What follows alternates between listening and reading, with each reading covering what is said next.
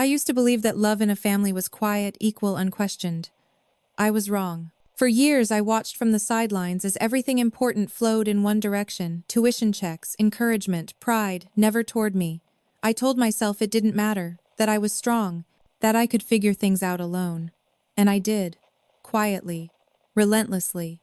Without applause. Graduation day was supposed to be her moment. Caps in the air. Tears of joy. A family finally celebrating what they had invested in. No one expected anything from me that day, least of all the truth. But sometimes, the past doesn't stay buried. Sometimes it waits for the most public moment possible to surface. And when it does, there's no arguing with it, no rewriting it, no pretending it didn't happen. That day didn't end with cheers the way they imagined. It ended with silence, with numbers read out loud, with faces draining of color, with a realization that came far too late. This isn't a story about revenge. It's about what happens when fairness is ignored and dignity refuses to disappear. Before we continue, let me know where you're watching from and what time it is there. I read every comment. And if stories about quiet strength and late justice resonate with you, consider subscribing. You're not alone here. I grew up in a family that believed fairness didn't need to be explained. My parents liked to say that love wasn't something you measured, that it showed up in different ways for different children. When I was younger, I accepted that without question. I thought love was just there, like the walls of our house, or the roof above it, solid, permanent, unquestionable. It took me years to realize that what feels equal as a child can look very different once choices start costing real money. From the outside, our life in the suburbs looked ordinary and stable. My parents worked steady jobs, paid the mortgage on time, and talked often about responsibility and planning. They were practical people. They believed in preparation, in investing early, and doing things the right way.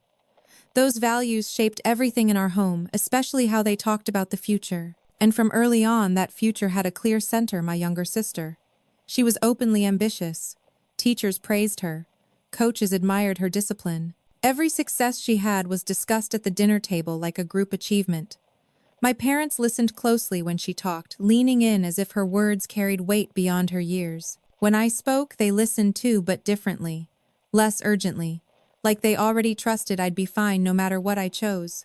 "You're independent," my dad would say. "You don't need hand-holding." At the time, I took it as a compliment. I didn't realize how often that sentence would be used later to justify stepping back. High school made the differences sharper. My sister's milestones were treated as events. Honor roll certificates were framed. College prep meetings were scheduled months in advance. Tutors were hired without hesitation when she struggled in a subject. My achievements happened too, but quietly. When I brought home good grades, my parents smiled and nodded. "That's great," my mom would say, already moving on to the next task. There was pride there, but it was muted, assumed, almost expected. I learned early not to ask for much. I didn't want to be seen as needy. I didn't want to break the image of being capable. That image followed me into my senior year when college stopped being an idea and started becoming a bill. College planning took over our house. Brochures spread across the kitchen counter. Campus tours scheduled around work vacations. Conversations about tuition, housing, and meal plans filled the air. But almost all of those conversations were about my sister, her dream schools, her potential, her future earning power. I listened from the edges, telling myself my turn would come. When my acceptance letters arrived, I opened them alone. I remember sitting on my bed reading about financial aid packages and unmet need, calculating numbers in my head. I didn't feel disappointed. I felt prepared. Somewhere along the way, I had already accepted that whatever I wanted, I would have to build myself. The night my parents made their decision was ordinary in every other way. Dinner dishes on the table, the TV murmuring in the background. My dad cleared his throat the way he always did before serious conversations. He talked about finances, about rising tuition costs, about how they had to be realistic. "We've decided to fully support your sister's education," he said, looking directly at her. "Tuition, housing, books, everything." My sister's face lit up, overwhelmed and grateful. Then he turned to me. "We just can't do the same for both of you." No one raised their voice. No one argued. It was presented as a fact, not a choice. I asked carefully if there was any support available for me, even partial help. I wasn't angry. I was measured, calm, almost detached. My mom reached for my hand and squeezed it gently. "You're stronger than you think," she said. You'll figure it out. You always do. That sentence landed heavier than she realized. It sounded like praise, but it felt like dismissal, like my strength had become a reason not to stand beside me. I nodded. I said I understood. And I did, logically. They had limited resources. They believed they were making a smart investment. But understanding didn't stop the quiet realization from settling in. When it came to choosing where their support went, I wasn't the priority. After that night, the path forward was clear. My sister's college experience was carefully planned and fully funded. Mine became a puzzle I solved alone. I researched scholarships late at night. I applied for loans. I looked for jobs that would work around classes. I didn't tell my parents about the stress or the numbers that kept me awake. They never asked. What hurt most wasn't the lack of money. It was the absence of curiosity. No one asked how I planned to manage. No one checked in to see if I was overwhelmed. It was assumed that I would adapt because I always had. As move-in day approached for my sister, the house buzzed with excitement. Shopping trips, packing lists, emotional goodbyes rehearsed in advance. I helped carry boxes, offered advice, smiled for photos. I meant every congratulations I gave her.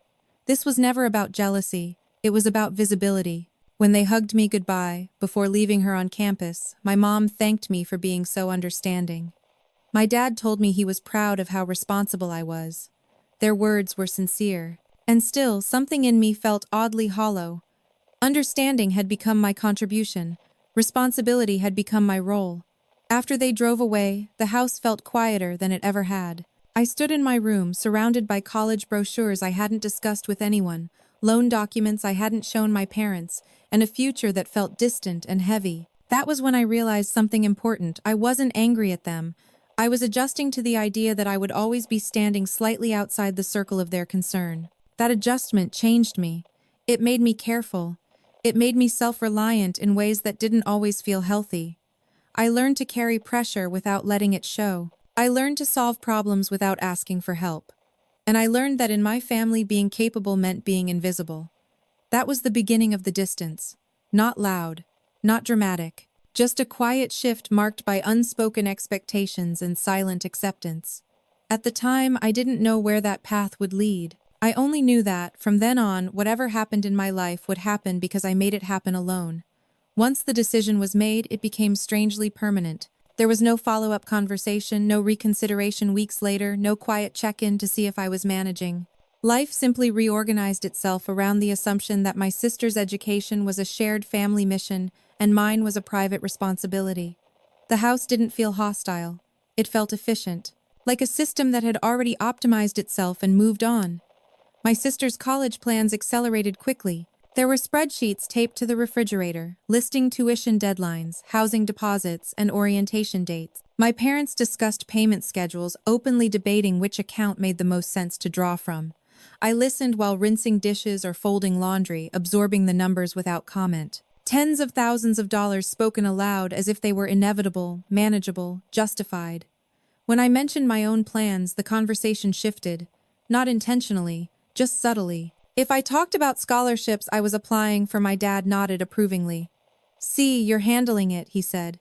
If I mentioned student loans, my mom frowned briefly, then reassured me. "It's normal," she said. "Everyone has loans."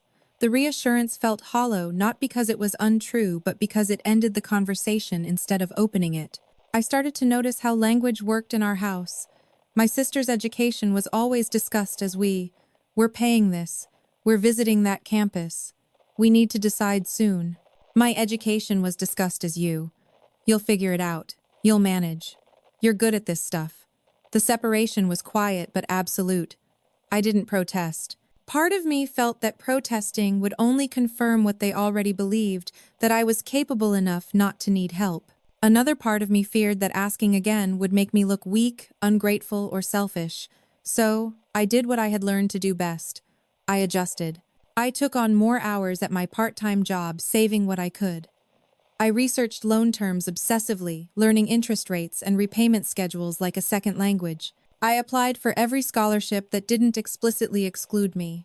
I built my future in fragments piece by piece, without ever placing it on the table for my parents to examine. The emotional distance grew alongside the practical one. When my sister came home excited about her orientation schedule or a class she couldn't wait to take, my parents listened with full attention.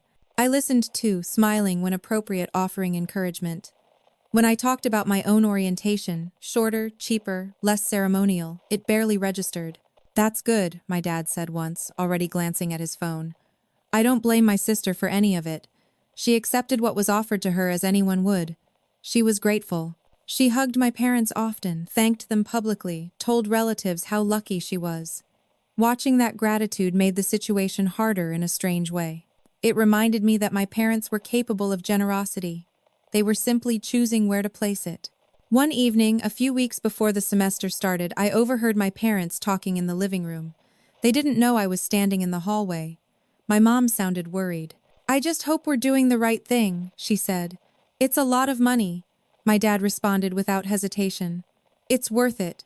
She has so much potential. This is an investment." The word settled into me like a weight. Investment. It implied expectation, return belief.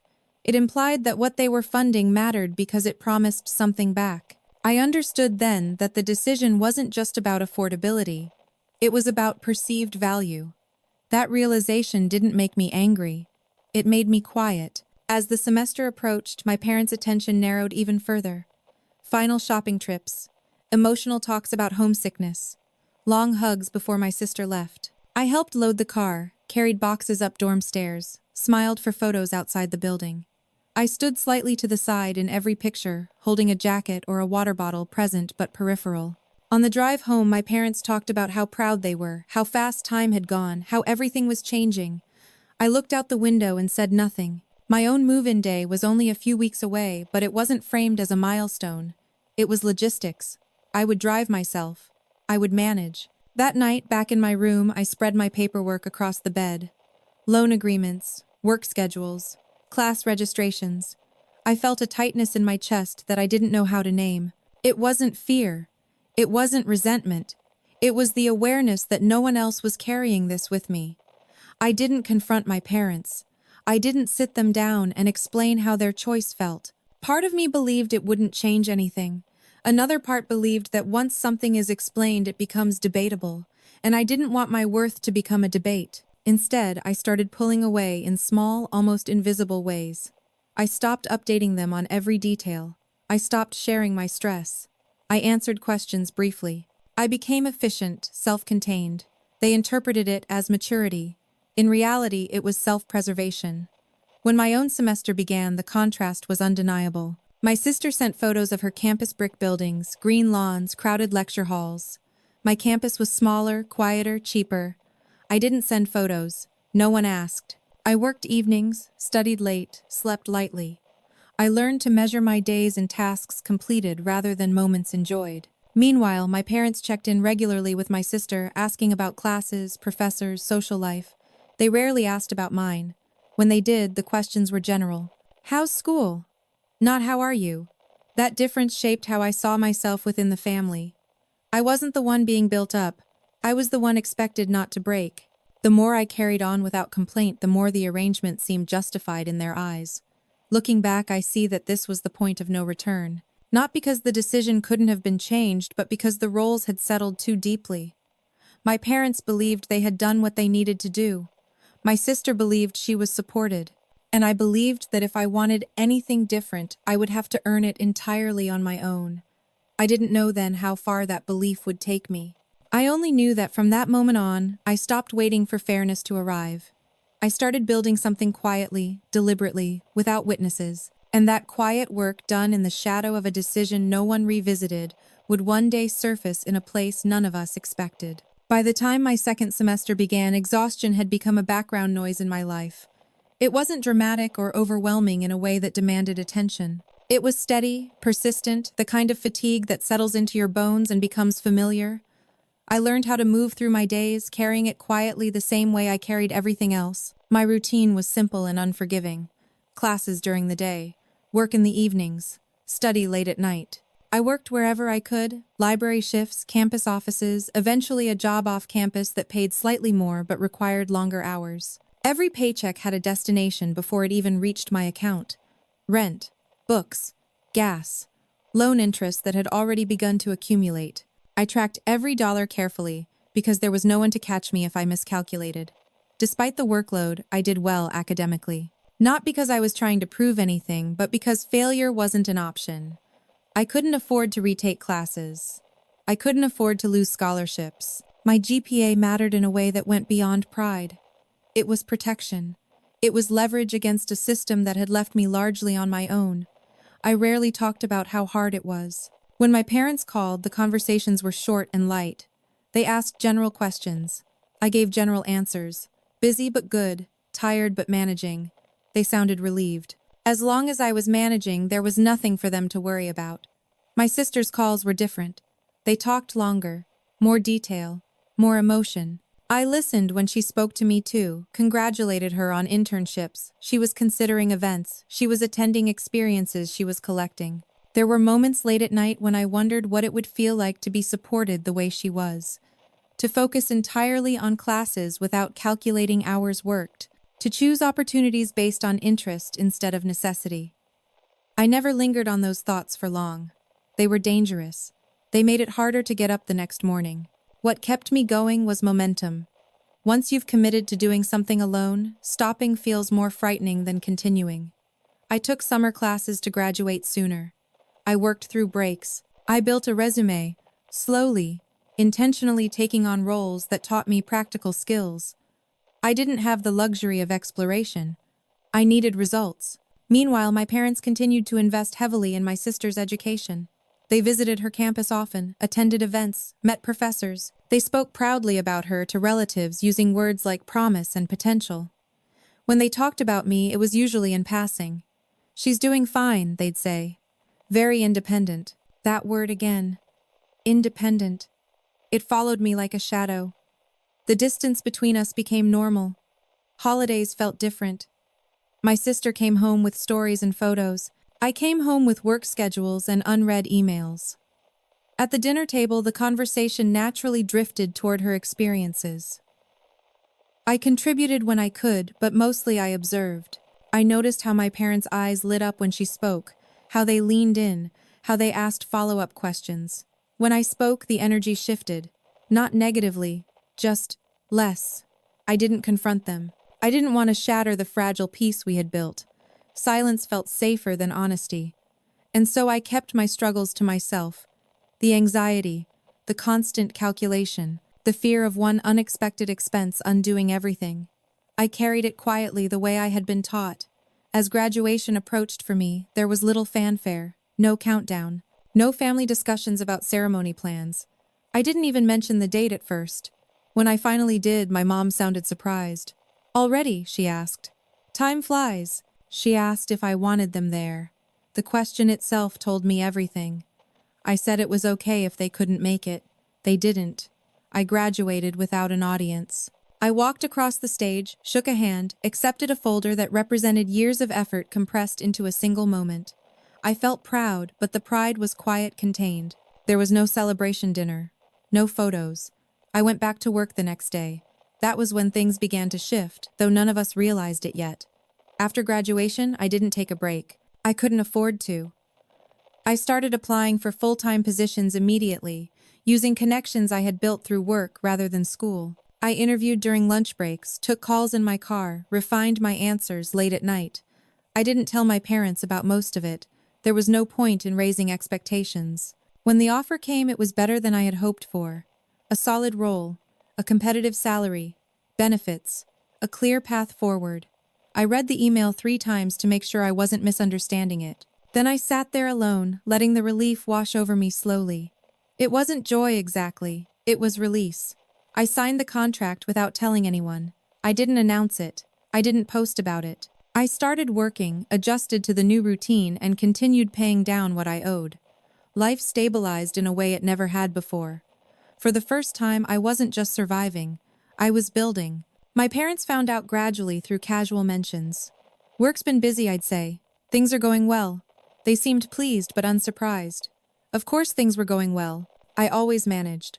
Their confidence in me had become a self-fulfilling prophecy, though not in the way they intended. By the time my sister entered her final year, the contrast between our experiences was stark. She had enjoyed every resource, every opportunity, every safety net. I had navigated without one. And yet from the outside, it looked as if everything had turned out fine. That appearance of fine was what allowed the imbalance to persist. It allowed my parents to believe that their decision had worked, that no harm had been done. That fairness, however uneven it felt to me, had resolved itself naturally. They didn't see the cost. They didn't see the nights I spent calculating the moments I swallowed disappointment, the way I learned to rely on myself to the exclusion of everyone else. They saw the outcome and assumed the process had been easy. And so, as my sister's graduation approached a milestone they had been anticipating for years, they did so with pride and confidence. They believed they had invested wisely. They believed the story was complete. They didn't know that the quiet work I had done out of view and without recognition was about to surface in the one place none of us could ignore. A public moment, a shared space, a day that would finally force every assumption into the light. By the time my sister's final year of college began, the distance between us was no longer something I actively felt. It had settled into the background of my life, woven so tightly into our routines that it felt normal. We were still a family. We still talked. We still gathered for holidays, but something essential had shifted and no one seemed interested in naming it. My parents' focus narrowed even further as my sister approached graduation. Every conversation circled back to her future graduate school, options, job prospects, networking opportunities. They spoke about her career as if it were a shared project, something they were all building together. I listened from the side, offering neutral encouragement, careful not to insert myself into discussions that no longer included me. When my own career came up, it was brief. "She's doing well," my mom would tell relatives. "Very stable." Stable became the word that replaced potential. It suggested that whatever I was doing was finished, settled, no longer in need of attention. I wasn't rising. I was contained. I didn't correct them. I didn't add details about my work, the projects I was leading, the responsibility I carried. It wasn't secrecy out of spite. It was habit. Over time, I had learned that sharing more didn't change how I was seen. So I shared less. My sister and I spoke occasionally, usually about surface things. She was busy with classes, applications, interviews. I was busy with work. There was no hostility between us, but there was a carefulness that hadn't been there before. She didn't ask about my college experience much. I didn't volunteer stories. Our lives had moved in parallel tracks that rarely intersected. Holidays felt heavier than they used to. At Thanksgiving, my parents proudly updated relatives on my sister's achievements, her GPA, her honors, her upcoming interviews. When someone asked about me, the answer was always short: "She's working." That was it. No elaboration, no curiosity. I watched these interactions closely, not with anger, but with a growing sense of detachment. It was as if I were observing my own family from a slight distance, noticing patterns that no one else seemed aware of. I saw how praise was distributed, how concern followed investment, how attention flowed toward what had cost the most. Inside, something hardened, not into bitterness, but into resolve. I stopped waiting for acknowledgement. I stopped imagining conversations where my parents might suddenly realize what they had missed. I focused instead on building a life that didn't depend on their validation. At work, I took on more responsibility. I stayed late when projects demanded it. I volunteered for assignments that others avoided. I learned quickly, absorbed feedback, improved. My managers noticed. Opportunities came quietly, new titles, increased salary, long-term plans discussed behind closed doors. Each step forward reinforced the same lesson I had learned years earlier. If I wanted progress, I had to create it myself. My parents didn't know the details, and I didn't offer them. When they asked how work was going, I kept my answers vague. "Good," I'd say. "Busy." They nodded, satisfied. The gap between what they knew and what was real widened, and with it, the emotional distance grew. There were moments when I considered speaking up, explaining how their decision had shaped me, how their confidence in my resilience had left me alone with pressures they never saw. But every time I imagined the conversation, it ended the same way: in defensiveness, in explanations, in reasons that didn't change the past. I wasn't looking for an argument. I was looking for understanding. And I wasn't sure they were capable of offering it. As graduation day for my sister drew closer, preparations intensified. Invitations sent, hotels booked, outfits planned. My parents talked about the ceremony, as if it were the culmination of years of sacrifice. And in a way, it was for them. They had invested money, time, attention. They were ready to see the return. I agreed to attend without hesitation. Not because I felt obligated, but because I wanted to be there. Despite everything, she was still my sister. I was genuinely proud of her. She had worked hard, taken advantage of what was offered, and succeeded. None of that was her fault. In the weeks leading up to the ceremony, something unexpected happened. My company informed me that a senior leader would be attending the graduation as a guest speaker. It was part of a partnership with the university, a program that recognized non-traditional students and early career professionals. My name came up in internal discussions because of my background, my performance, and my story. I didn't think much of it at first. I had learned not to assume anything would involve me. When my manager mentioned that I might be acknowledged publicly, I felt a flicker of discomfort more than excitement. Attention had never been my goal. Survival had. I didn't tell my parents about it. Not out of secrecy, but because it didn't feel real yet. I had learned to wait for things to be certain before acknowledging them, especially when it came to family. Graduation day arrived bright and crowded. The campus buzzed with families, cameras, voices overlapping. My parents were radiant, emotional in a way I rarely saw. They hugged my sister repeatedly, took photos from every angle, laughed and cried openly. I stood slightly behind them, holding jackets, watching. During the ceremony, speeches blurred together. Names were called. Applause rose and fell. When my sister's name was announced, my parents stood cheering loudly. I clapped, smiling, feeling the familiar mix of pride and distance. Then the program shifted. The guest speaker took the stage.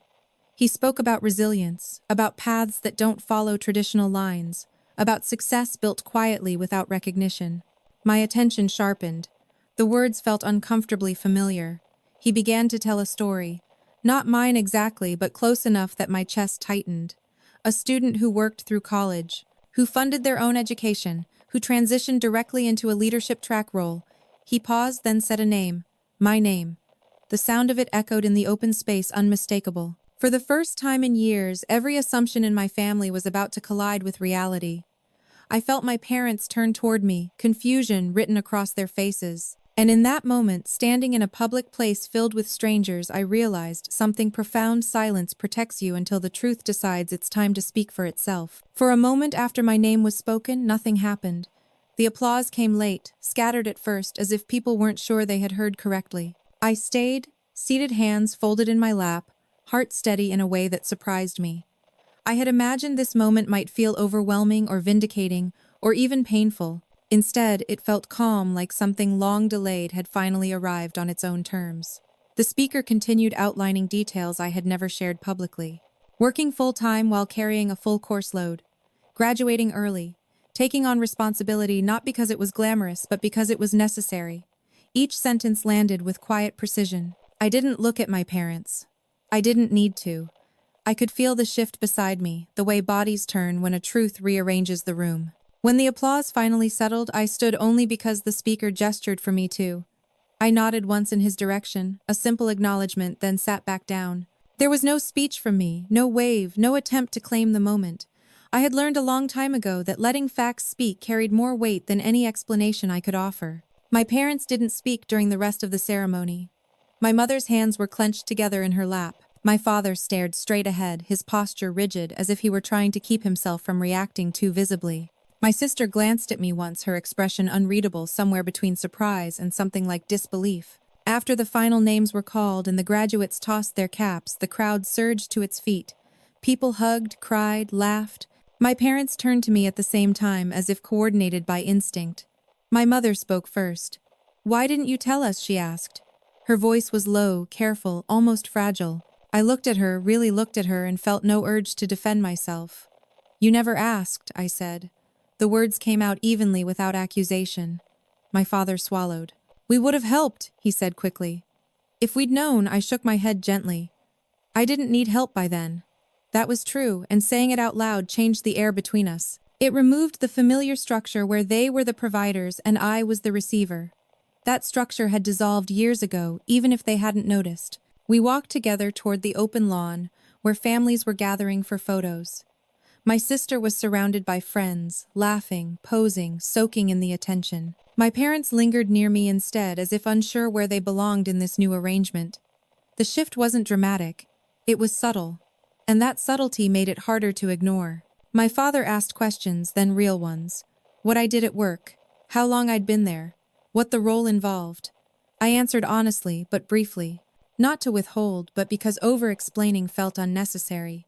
The details were less important than the reality that I had built something substantial without their involvement. As we talked, I noticed other families nearby glancing in our direction. Word travels quickly in spaces like that. Someone recognized the name. Someone repeated the story. I felt oddly detached from it all, like I was watching a scene play out that had been written years earlier, long before anyone realized it would be performed in public. My mother's eyes kept filling with tears she didn't let fall. She reached for my arm once, then seemed to think better of it. The restraint was new. It spoke volumes. Later, when the crowd thinned and the excitement softened, my parents asked if we could talk somewhere quieter. We sat on a bench beneath a tree at the edge of the campus, the sounds of celebration fading into the distance. My sister stayed behind with her friends, giving us space without being asked. My father spoke first. He apologized not with grand words, but with effort. He said they had assumed I was fine because I never complained, that they believed supporting my sister was the practical choice, that they hadn't realized what it had cost me. I listened. I didn't interrupt. I didn't correct the parts that were incomplete. I had learned that understanding doesn't always require agreement, and apologies don't always require acceptance. When he finished, my mother looked at me, her voice trembling. "I wish we had done better," she said. "I wish we had seen you." The word "seen" landed harder than anything else that day. "I know," I said, and I meant it. I knew they wished it now. I knew the regret was real. But I also knew that regret doesn't rewrite years of lived experience. It only acknowledges them. I told them I wasn't angry, that I had built a life I was proud of, that their decision had shaped me but it hadn't broken me. I didn't frame it as forgiveness or condemnation. I framed it as fact. The truth laid out plainly without heat. There was a long silence after that. Not an uncomfortable one. A thoughtful one. The kind that signals something irreversible has occurred. When we stood to leave, my father looked older than he had that morning. Not frail, just aware. My mother hugged me then carefully, as if she were afraid I might step away. I didn't. I let her hold me for a moment, feeling both the comfort and the distance that had grown between us. The rest of the day passed quietly. We took photos together. We congratulated my sister. We smiled for relatives. But something fundamental had shifted. The story my parents had told themselves, that everything had worked out neatly, that fairness had sorted itself out, had cracked. And once cracked, it couldn't be sealed again. That evening, as we parted ways, my sister pulled me aside. "I didn't know," she said softly. "I really didn't. I know I told her. And I meant that too." Driving home alone, I replayed the day in my mind. Not with triumph, not with bitterness, with a sense of completion. I hadn't needed to speak up to be heard. I hadn't needed to demand recognition. The truth had arrived on its own in a place where it couldn't be dismissed or minimized. I realized then that my silence had never been weakness. It had been patience. And patience, when paired with reality, has a way of revealing everything people thought they could ignore. That day didn't change the past. It didn't undo the years of imbalance or the quiet sacrifices. But it did something just as important. It corrected the record. Publicly. Permanently. And from that point forward, every conversation, every interaction would be shaped by a truth my family could no longer look away from. In the days after graduation, the atmosphere between my parents and me changed in ways that were difficult to describe but impossible to miss. It wasn't suddenly warm or openly strained. It was cautious. Like people learning how to move again after realizing the ground beneath them isn't as stable as they thought. My mother called more often. Not with questions she already knew the answers to, but with pauses, unfinished thoughts she seemed unsure how to phrase. She asked about my commute, my workload, whether I was eating enough. The concern felt genuine but also unfamiliar. It reminded me of something that had arrived late to a destination that no longer needed it. My father, on the other hand, grew quieter. When he did speak, his words carried more weight, as if he were measuring them carefully before letting them out. He asked about my job in concrete terms now: salary range, growth potential, long-term plans. These were questions he had once asked only about my sister. Hearing them directed at me felt strange, not satisfying. Recognition delayed doesn't land the same way recognition timely does. My sister returned home for a few weeks after graduation, her boxes stacked neatly in the hallway. The house was full again, but it felt different. She moved through it with a confidence that came from being celebrated, while I moved through it with an ease that came from having already detached. We coexisted politely, kindly, but with an awareness that something unspoken now lived between us. One evening, while my parents were out, my sister sat across from me at the kitchen table. She told me she'd been thinking about what the speaker had said, about what my parents hadn't known. She admitted that part of her felt embarrassed, not because of me, but because she had benefited from something she hadn't questioned. "I never asked why you weren't getting help too," she said quietly. "I just assumed, I don't know, that it was fair." I didn't argue. Fairness is often invisible to those it favors. "I don't blame you," I said. And that was true. Holding her responsible would have meant pretending she had power she never did. The system wasn't built by her. It was built around her. Still, the conversation marked a shift. For the first time, she asked about my college years. Not in passing. In detail. I told her some of it, not all. I talked about juggling work and classes, about exhaustion, about learning to rely on myself. I didn't talk about the nights I'd cried in my car or the panic that had followed me through exams. Those parts were mine. She listened quietly, nodding, absorbing. When I finished, she didn't apologize. She thanked me. That mattered more. As the weeks passed, my parents attempted in their own way to rebalance things. Offers came, financial help now that I didn't need it. Invitations framed as gestures of inclusion, apologies revisited from different angles. I accepted some. I declined others. Not to punish them, but to protect the life I had built. Independence once earned is difficult to surrender without cost. I noticed how often my parents referenced the graduation moment, how it lingered for them like a turning point they hadn't anticipated. They spoke about it to relatives, to friends, to each other. The story changed slightly each time, but the core remained. They hadn't known. They hadn't seen. What they didn't say, but what hung in the air, was the realization that not knowing hadn't absolved them. It had exposed something deeper, a pattern of assumptions that had gone unchallenged because the person affected had never forced the issue. At work, life continued steadily. The attention from the graduation faded, but its impact didn't. I was given new responsibilities, invited into meetings that hinted at long-term leadership roles. My manager spoke openly about my trajectory. For the first time, my future wasn't something I had to imagine alone. The contrast between my professional life and my family dynamics sharpened my understanding of both. At work, my contributions were measured, acknowledged, documented. At home, value had once been assumed rather than examined. The difference wasn't kindness, it was clarity. One afternoon, my father asked if I would join him for coffee, just the two of us. We sat in a quiet cafe near his office, the kind of place designed for conversation rather than distraction. He spoke slowly, carefully, as if trying to avoid familiar mistakes. "I keep thinking about that day," he said, "about what I missed." I waited. "I thought I was being practical," he continued. "I thought I was making the best decision with the information I had." I nodded. "You were," I said, "from your perspective." He looked relieved by that, but I wasn't finished. "The problem wasn't the decision," I added. "It was that it never got revisited. It became permanent without ever being questioned." That landed differently. I could tell by the way he leaned back, silent, absorbing. For the first time, I wasn't explaining my feelings. I was describing a system. He asked what he could do now. The question was sincere. It was also complicated. "Be present," I said. "Not just when it's obvious. Ask questions, even when things look fine." He nodded, eyes downcast. "I can do that." I believed he wanted to. Whether he could undo years of habit was another matter entirely. As summer turned into fall, life settled into a new rhythm. Not repaired, not broken, just redefined.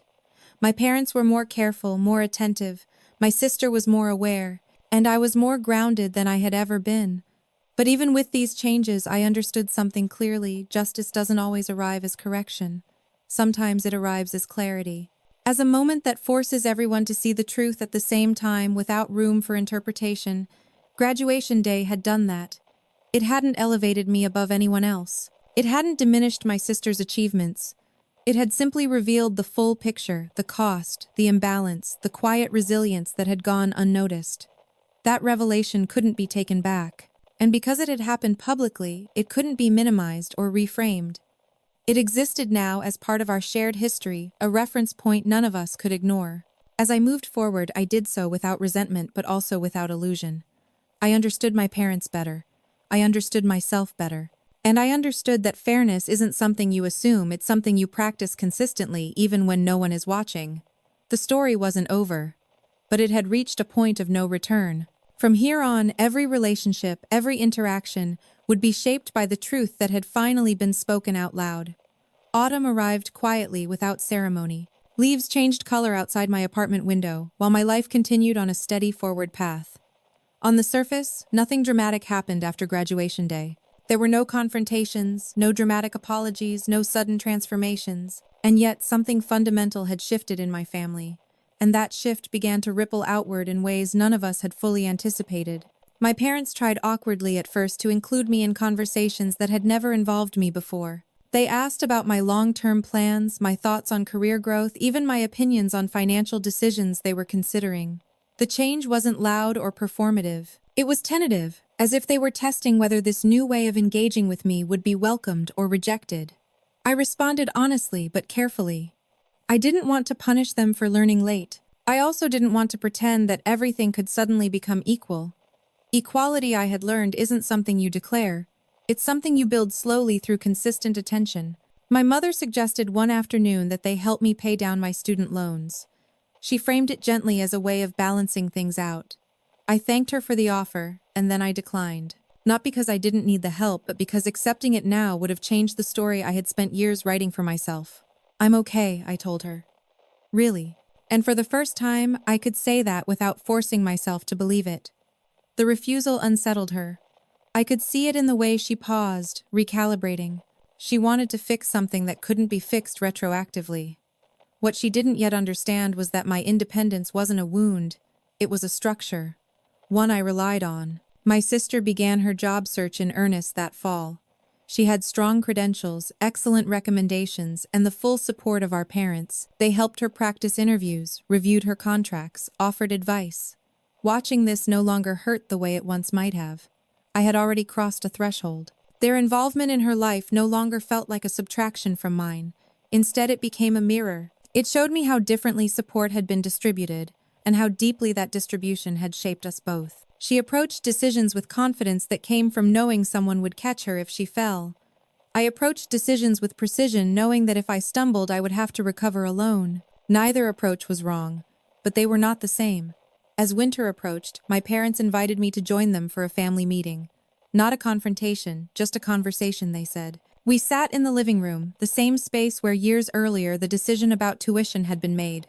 The symmetry wasn't lost on me. My father spoke first. He said they wanted to update their financial planning.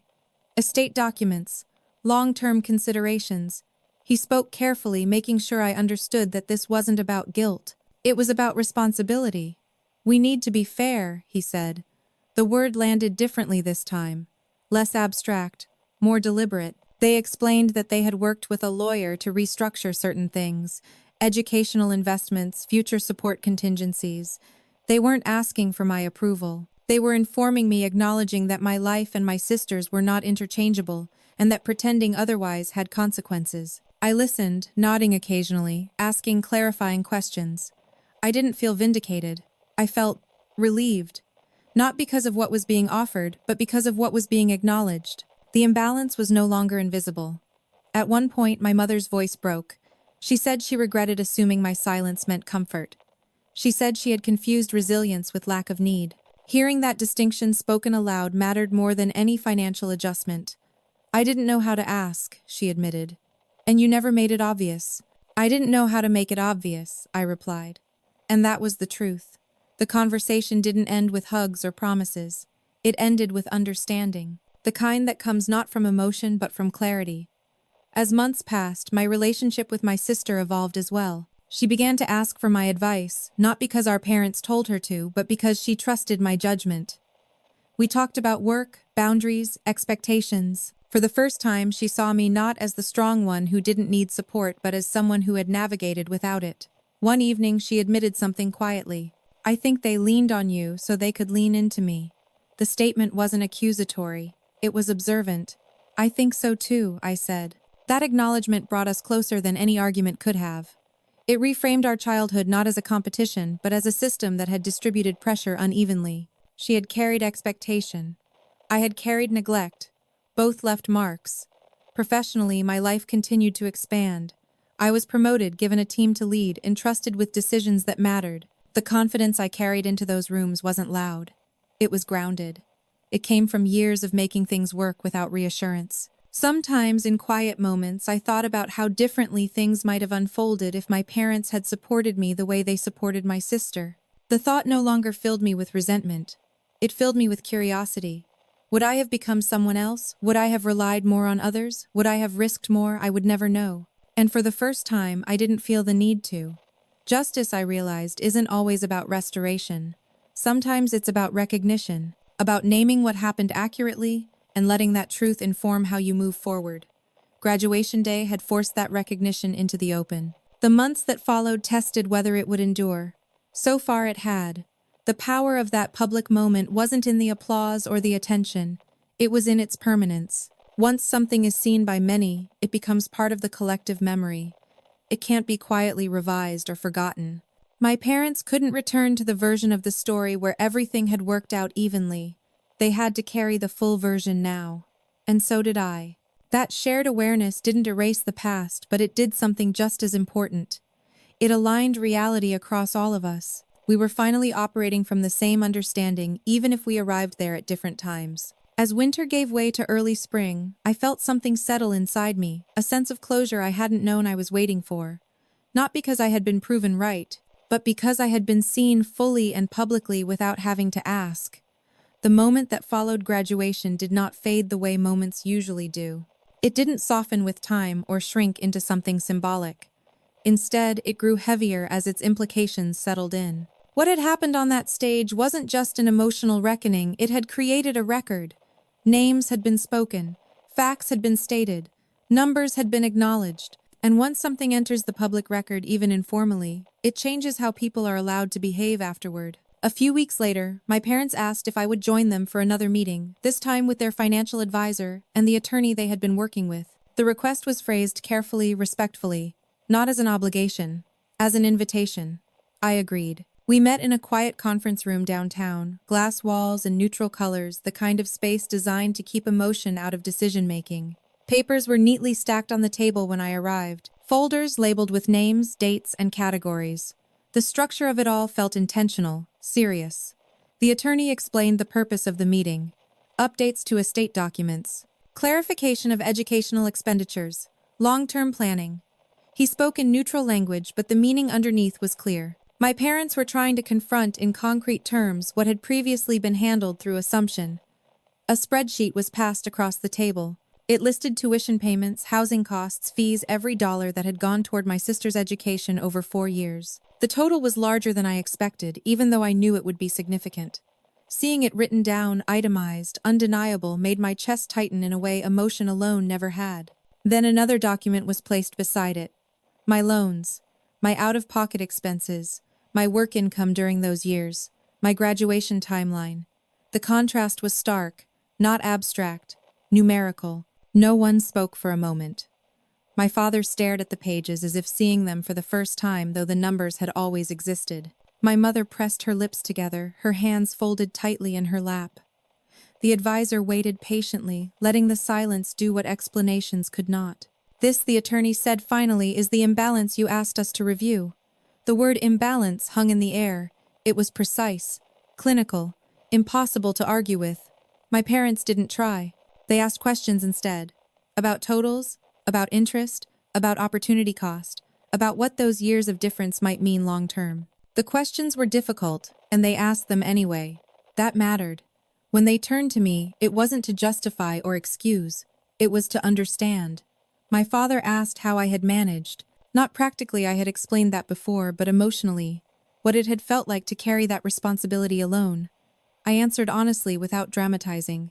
I told them about the constant calculation, the way every decision had weight, the absence of margin for error. I didn't accuse. I didn't soften. I described. My mother cried quietly. My father didn't interrupt.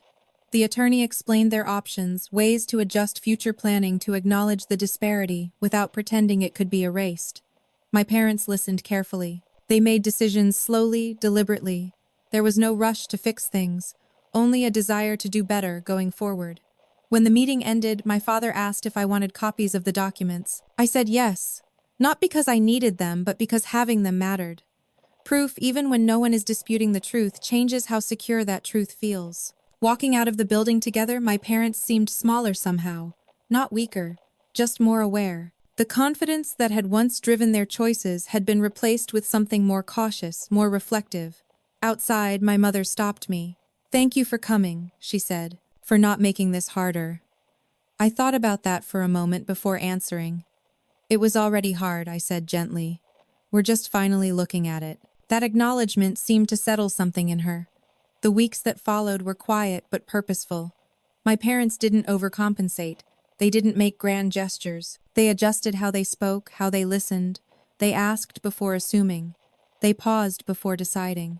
My sister noticed too. She asked about the meeting, about the documents. I told her what I felt comfortable sharing. She listened intently, her expression serious. For the first time, she saw the full scope of what had been done in her name, without her awareness but with her benefit. "I didn't know it was that much," she said. "It wasn't your responsibility to know," I replied. But it was important that she did now. Later that month, we attended a family gathering, extended relatives, friends, people who had been present on graduation day or had heard about it afterward. Conversations drifted as they often do toward education, success, and how well things turned out. This time, my parents didn't repeat the old narrative. They spoke honestly, not with guilt, but with clarity.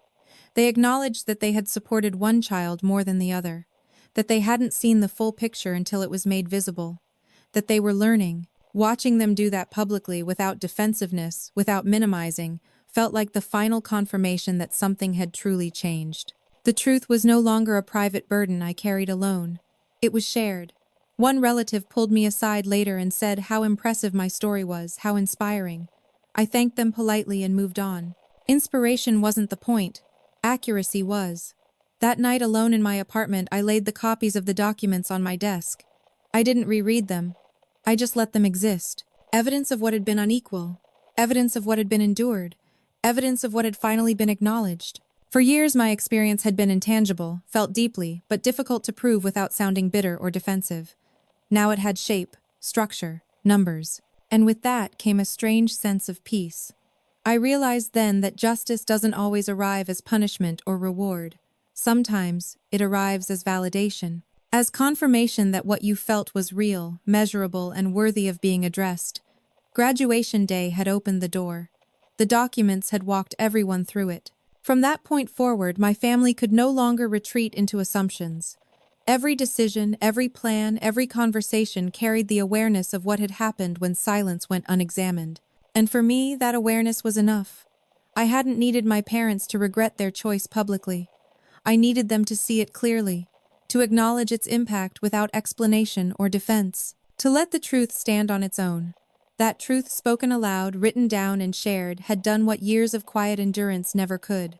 It had equalized the narrative, if not the past. And with that, I felt something I hadn't felt before. Not victory, resolution. After the meeting with the attorney, something in my parents seemed to recalibrate. Not overnight, and not perfectly, but intentionally. They became more deliberate in ways that were easy to miss if you weren't looking closely. My mother paused before giving advice. My father asked questions he didn't already have answers to. These weren't dramatic changes. They were behavioral. And behavior, I had learned, was the only apology that mattered. What surprised me most was how uncomfortable they were with their own regret. They didn't try to erase it or dramatize it. They carried it quietly, the way I had carried responsibility for years. In small moments, I could see them measuring themselves against choices already made, wondering where they had mistaken confidence for clarity. One evening, my father called and asked if I could come by the house. Just the two of us. The request wasn't urgent, but it wasn't casual either. I agreed. We sat at the same kitchen table where years earlier he had explained why they couldn't afford to support both of us. The symmetry wasn't lost on either of us. He didn't mention it, but his eyes lingered on the surface of the table for a moment as if the memory were physically present there. "I keep thinking about that night," he said finally. About how certain I was. I waited. I told myself I was being rational, he continued, that I was making the smartest decision with limited resources, but I didn't ask myself the most important question. He looked up at me. Who was carrying the cost? The question didn't require an answer. He already knew. I thought strength meant you didn't need help, he said. I thought if you weren't asking, you weren't hurting. I took a breath. I wasn't asking because I didn't think it would change anything, I said, and because I didn't want to be a problem.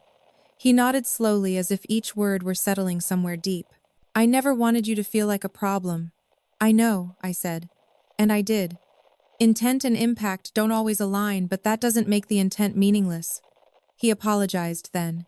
Not with sweeping language, not with excuses. He apologized for assuming, for not checking, for letting his confidence override curiosity. He didn't ask me to forgive him. He didn't ask what he could do to make it right. He simply acknowledged what had happened and how it had shaped me. That restraint mattered. In the weeks that followed, my parents continued to adjust their behavior.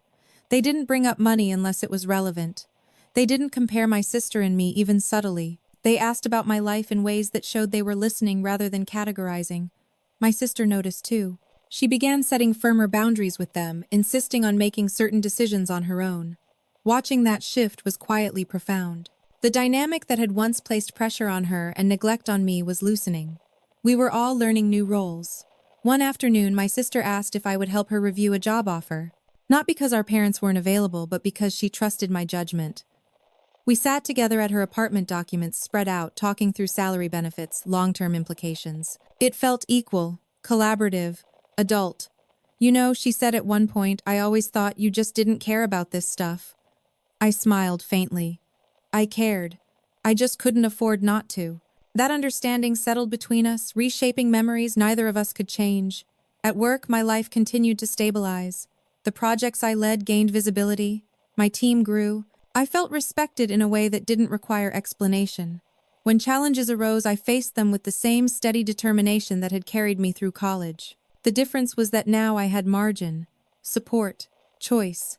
That contrast sharpened my awareness of what I had lacked before and what I had built in its absence. My parents asked once if I ever resented them.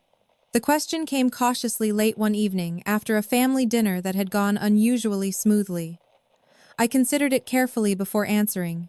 I resented the silence, I said, not the decision. They nodded, absorbing that distinction. It reframed everything. The issue hadn't been scarcity. It had been assumption, the belief that not hearing distress meant it didn't exist. As the months passed, the regret my parents carried became less visible but no less real. It informed their choices quietly. They volunteered more. They listened longer. They questioned their own certainty. Regret, I realized, doesn't have to be loud to be transformative. One day, my mother admitted something that surprised me. She said she had always believed fairness meant giving each child what they needed most. But she hadn't considered that need isn't always visible, and that silence can be a survival strategy, not a signal of abundance. I mistook your resilience for comfort, she said. That sentence stayed with me. It captured years of misunderstanding in a way nothing else had. I didn't respond immediately. Then I said, resilience isn't free. Someone pays for it. She nodded, tears in her eyes. She didn't argue. She didn't defend. She accepted. That acceptance marked a turning point. Not because it fixed the past, but because it allowed us to stop circling it. We could finally move forward without pretending it hadn't happened. As for me, I felt lighter not because justice had been served in a dramatic way, but because the truth had been fully acknowledged. Publicly, privately, structurally. I had never wanted my parents to suffer. I had wanted them to see. And seeing, once it happens, changes how you move through the world. The irony wasn't lost on me. The day they had celebrated one child's graduation had become the day they confronted their own blind spots. The recognition they hadn't planned for had forced a reckoning they couldn't avoid. That reckoning didn't end our family. It refined it. By the time winter turned to spring again, the tension that had once defined our interactions had softened into something steadier. Not perfect, but honest. I no longer felt the need to withhold parts of my life. Not because I needed approval, but because I no longer feared being dismissed.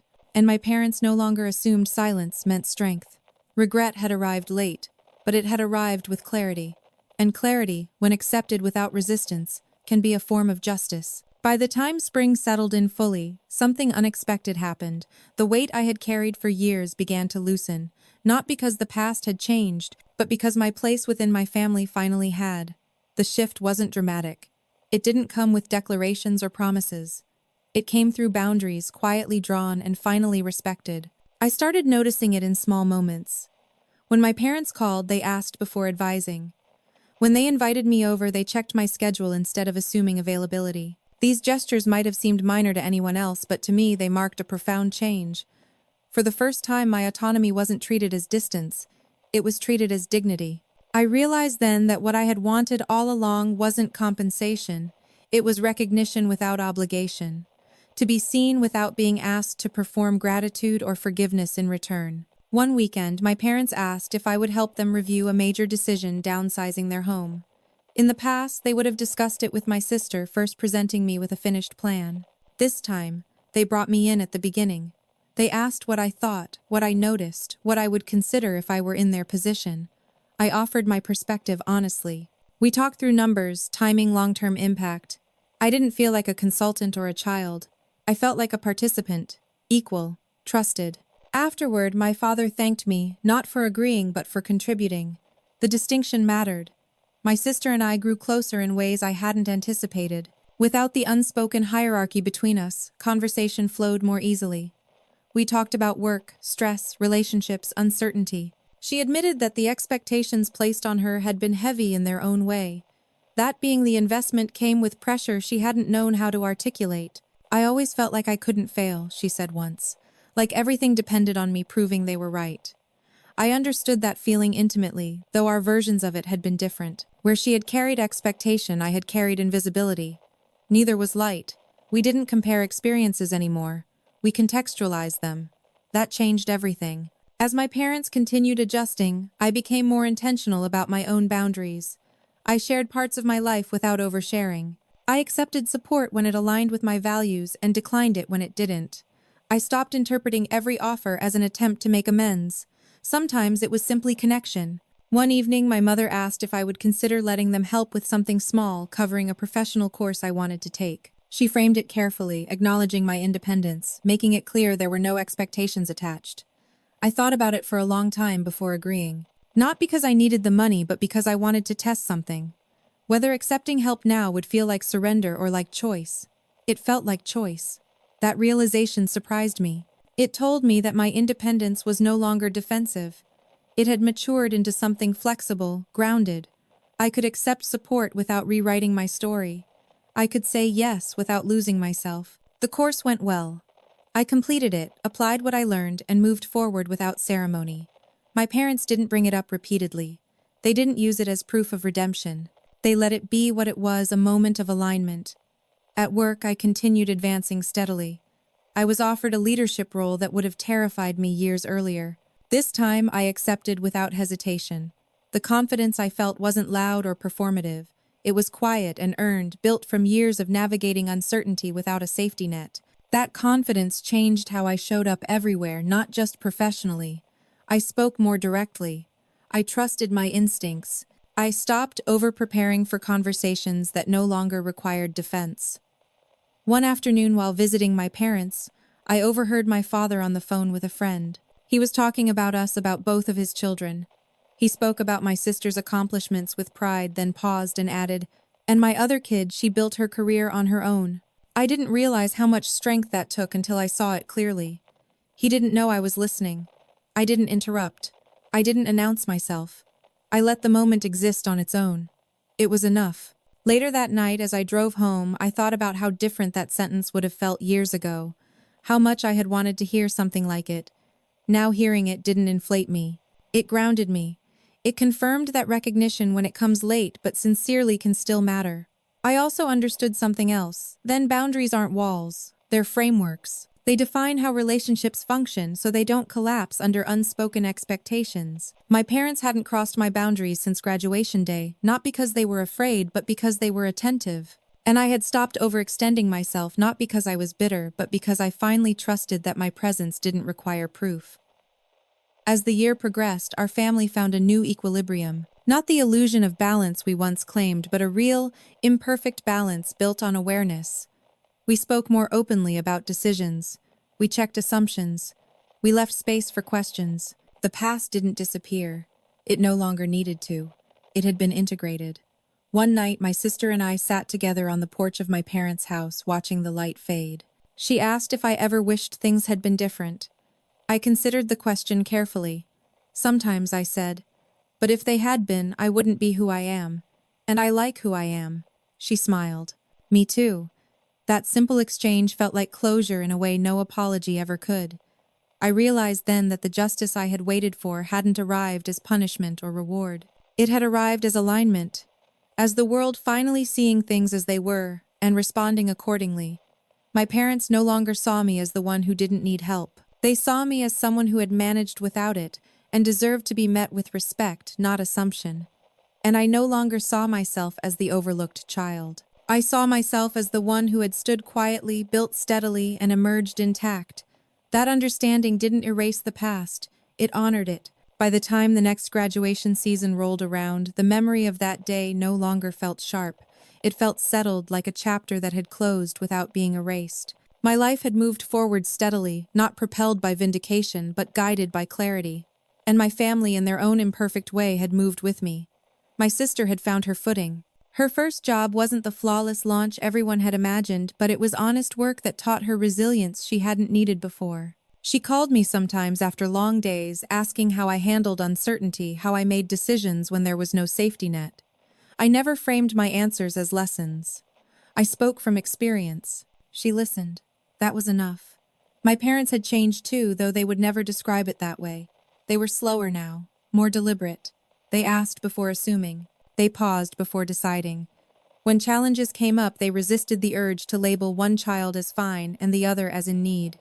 They learned finally that need isn't always visible and strength is not the absence of it. The most important change, though, happened inside me. I no longer measured myself against what I had been denied. I didn't replay old conversations or imagine alternative outcomes. I stopped wondering whether my parents would have made different choices if I had spoken up sooner. That question lost its power once I realized the answer didn't matter anymore. What mattered was this: I had built a life that stood on its own. Quietly, deliberately, without spectacle. At work, I was asked to speak to a group of new hires, many of them first-generation professionals, some juggling work and education the way I once had.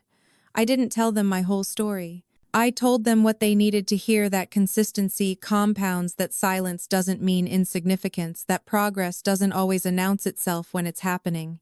Afterward, one of them thanked me and said, "I didn't think anyone noticed people like us." I smiled and said, "They do. Sometimes later than you'd like." That moment echoed something deep inside me. It reminded me that recognition, when it finally comes, often arrives not as applause but as understanding. My parents attended one of my professional events later that year. They sat quietly in the back, listening as I spoke, watching the way I moved through rooms with confidence that didn't require permission. They didn't interrupt. They didn't hover. They waited until afterward to tell me they were proud. Not proud because I had succeeded despite them. Proud because they finally understood the cost of assuming I would. Driving home that night, I thought about how long it had taken for all of us to arrive here. How many years of imbalance had passed unnoticed, because no one thought to question the narrative that had been convenient for everyone except me. I realized then that the justice in my story wasn't the moment my name was called on that stage. That was only the catalyst. The real justice came afterward, in the way truth reshaped behavior, recalibrated relationships, and restored my right to exist without explanation. I had never needed an apology spoken in front of a crowd. I needed acknowledgement that didn't disappear when the moment passed. And I got it, not perfectly, not immediately, but honestly. Some people think winning means being chosen. I learned that winning can also mean choosing yourself consistently, until the world has no choice but to see what you've built. I don't tell this story to assign blame. I tell it because families often confuse quiet with contentment, resilience with ease, and silence with consent. And because too many people are carrying heavy loads simply because no one thought to ask if they needed help. If there's one thing I know now, it's this: fairness isn't proven by intention, it's proven by attention. And attention, once given fully, has the power to change everything. There are moments in life when justice doesn't arrive with noise or drama. It arrives with clarity, with a truth so visible it can no longer be ignored, minimized, or rewritten. For me, that truth didn't restore what was missing, but it did something just as important. It aligned reality. I learned that being overlooked doesn't make you small, and being patient doesn't make you weak. Sometimes the quietest people are building the strongest foundations out of necessity, not choice. If this story resonated with you, take a moment to reflect. Where have you been strong without being seen? And who in your life might be carrying more than you realize? I'd love to hear your thoughts in the comments. And if you believe stories about quiet strength and late justice deserve space, consider subscribing. You never know who needs to hear that standing tall doesn't always require being loud.